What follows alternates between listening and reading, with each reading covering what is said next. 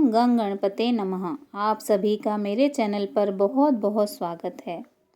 Video शुरू करने से पहले आप सभी को मेरे चैनल को लाइक और सब्सक्राइब करने के लिए बहुत बहुत धन्यवाद। इस वीडियो में हम नागेश्वर ज्योतिर्लिंग की उत्पत्ति की पौराणिक कथा सुनेंगे। दारुका नाम की एक प्रसिद्ध राक्षसी थी जो पार्वती जी से वरदान प्राप्त कर अहंकार में चूर रहती थी। उसका पति दारुका महान बलशाली राक्षस था। उसने बहुत से राक्षसों को अपने साथ लेकर समाज में आतंक फैलाया हुआ था। वह यज्ञ आदि शुभ कर्मों को नष्ट करता हुआ संत महात्माओं का संहार करता था।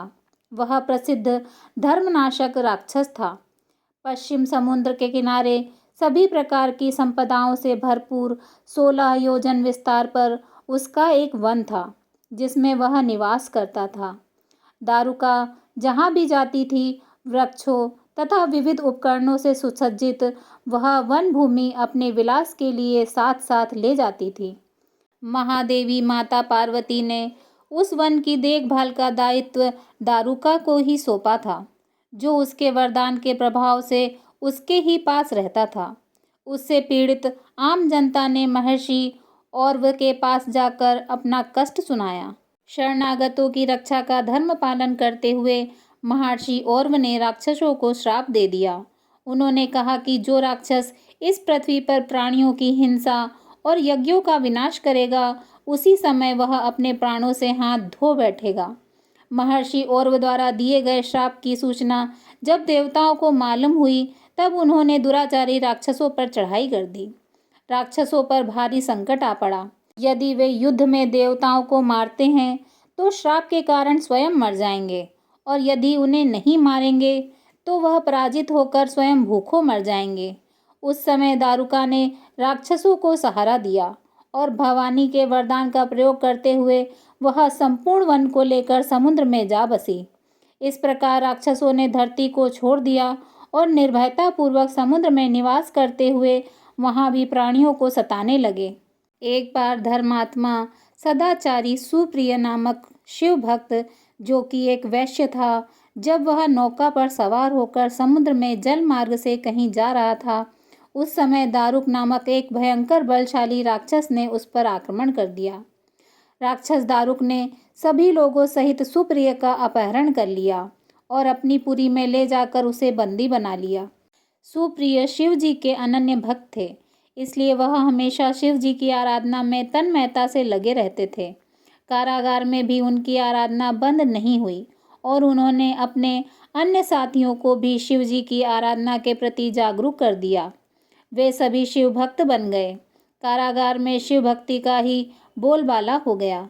जब इसकी सूचना राक्षस दारुक को मिली तो वह क्रोध में उबल उठा। उसने देखा कि कारागार में सुप्रिय ध्यान लगाए बैठे हैं तो उसे डांटते हुए बोला, वैश्य, तू आंखें बंद करके मेरे विरुद्ध कौन सा षड्यंत्र रच रहा है। वह जोर जोर से चिल्लाता हुआ धमका रहा था, परंतु इसका कुछ भी प्रभाव सुप्रिय पर नहीं पड़ा।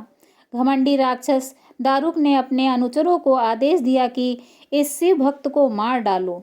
अपनी हत्या के भय से भी सुप्रिय नहीं डरे और वह भयहारी संकट मोचन भगवान शिव जी को पुकारने में ही लगे रहे।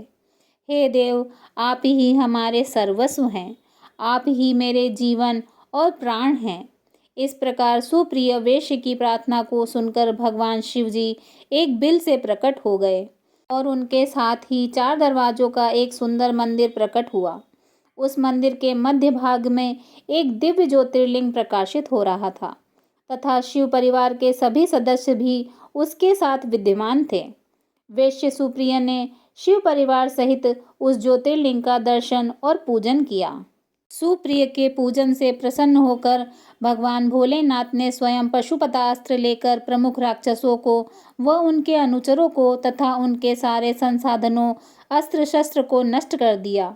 लीला करने के लिए स्वयं शरीर धारण करने वाले भगवान भोलेनाथ ने अपने भक्त सुप्रिय आदि की रक्षा करने के बाद उस वन को भी यह वरदान दिया कि आज से इस वन में ब्राह्मण, क्षत्रिय, वैश्य तथा शूद्र इन चारों वर्णों के धर्मों का पालन किया जाएगा। इस वन में शिव धर्म के प्रचारक श्रेष्ठ ऋषि मुनि निवास करेंगे और यहाँ तामसिक दुष्ट राक्षसों के लिए कोई स्थान न होगा। राक्षसों पर आए इसी भारी संकट को देखकर राक्षसी दारुका ने दीन भाव से देवी पार्वती की स्तुति की। उसकी प्रार्थना से प्रसन्न माता पार्वती ने पूछा, बता मैं तेरा कौन सा प्रिय काम करूं? दारुका ने कहा, माँ आप मेरे कुल की रक्षा करें। माता पार्वती ने उसकी कुल की रक्षा का आश्वासन देते हुए भगवान शिव जी से कहा, नाथ आपकी कही हुई बात इस युग के अंत में सत्य होगी, तब तक यह तामसिक सृष्टि भी चलती रहे, ऐसा मेरा विचार है।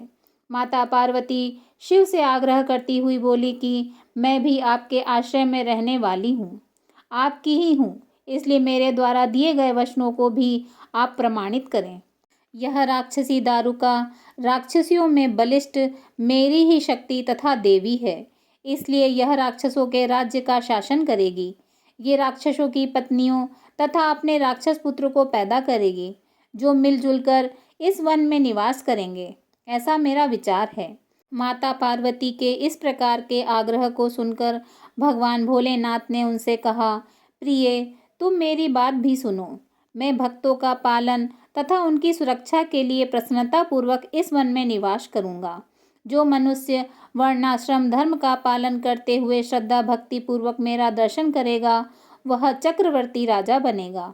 कलयुग के अंत में तथा सतयुग के प्रारंभ में महासेन का पुत्र वीरसेन राजाओं का महाराजा होगा। वह मेरा परम भक्त तथा बड़ा पराक्रमी होगा। जब वह इस वन में आकर मेरा दर्शन करेगा, उसके बाद वह चक्रवर्ती सम्राट हो जाएगा। तत्पश्चात बड़ी बड़ी लीलाएं करने वाले शिव दंपत्ति ने आपस में हास्य विलास की बातें की और वहीं पर स्थित हो गए। इस प्रकार शिव भक्तों के प्रिय ज्योतिर्लिंग स्वरूप भगवान शिव नागेश्वर कहलाए और माता पार्वती भी नागेश्वरी के नाम से विख्यात हुई। इस प्रकार शिव ज्योतिर्लिंग के रूप में प्रकट हुए, जो तीनों लोकों की कामनाओं को पूर्ण करने वाले हैं। नागेश्वर ज्योतिर्लिंग के दर्शन करने के बाद जो भी मनुष्य उनकी उत्पत्ति और महात्म संबंधी कथा को सुनता है, वह समस्त पापों से मुक्त हो जाता है तथा संपूर्ण भौतिक और आध्यात्म सुखों को प्राप्त करता है। बोलिए हर हर महादेव शिव शंभु। ओम नमः पार्वते पते हर हर महादेव।